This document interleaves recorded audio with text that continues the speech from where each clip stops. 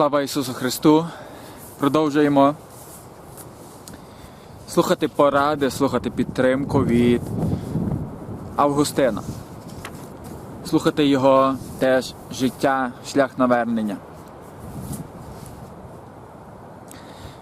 Те, чого хоче Бог, це добре. Тому що Він сам – це саме добро. Бог найвище добро, Він нетлінний. Чуємо, що Августин дійшов до розуміння того, що те, що може хотіти від нас Бог, це і тільки добре. З однієї причини, бо сам Бог є добрий. Жодна істота не має буття, якщо ти не знаєш її.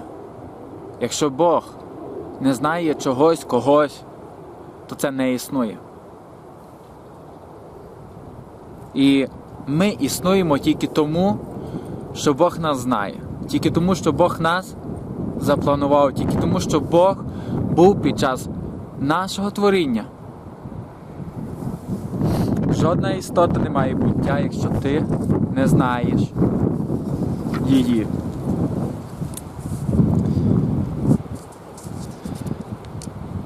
Я спрямував свої спостереження на близнят. Пригадуєте, можливо, кілька відео тому ми говорили про гороскопи, про магію. І зараз, власне, Августин говорить, що дуже легко піддає сумніву пророцтво. Тому що при народженні Ісава і Якова вони народилися практично в один і той самий час. Один за другим, вони близнята, а мали таку різну долю. А згідно з зірками, вони мали мати таку саму долю. І ми знаємо теж з нашого життя, що люди, котрі народилися в один той самий момент, можливо, в одному тому самому місці, теж були близнятами, мають зовсім різні долі. І як це пояснити? Правду, отже, можна передбачити не завдяки надійному методу, а лише суто випадково. Це стосується до передбачень. Ти не створив усі речі однаковими. То всі вони гарні, кожна зокрема, і всі разом узяті дуже добрі, бо наш Бог створив усе вельми добре.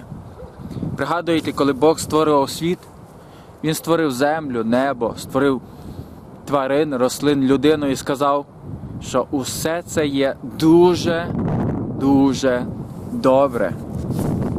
Ти не створив усі речі однаковими, а навпаки, Бог створив усе в величезному різноманітті.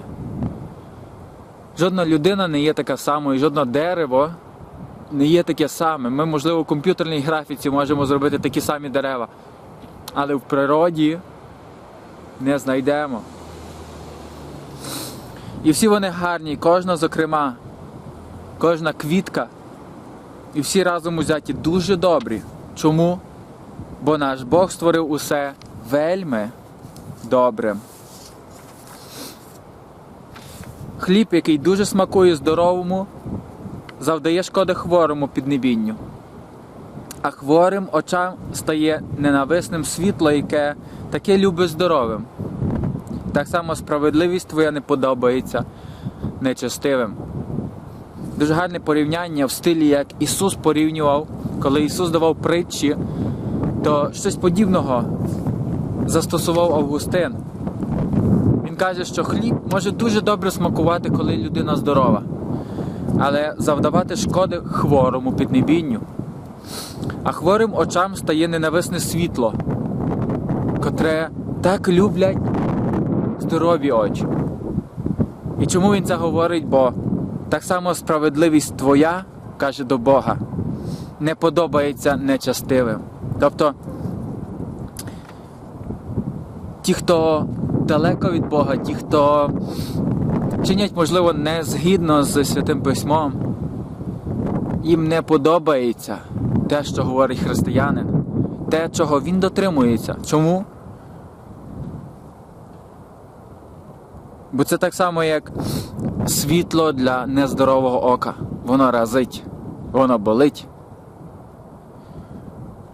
І хочу з цими роздумами залишити нас, щоб ми теж задумалися, що нам не подобається, що для нас може бути таким прикрим,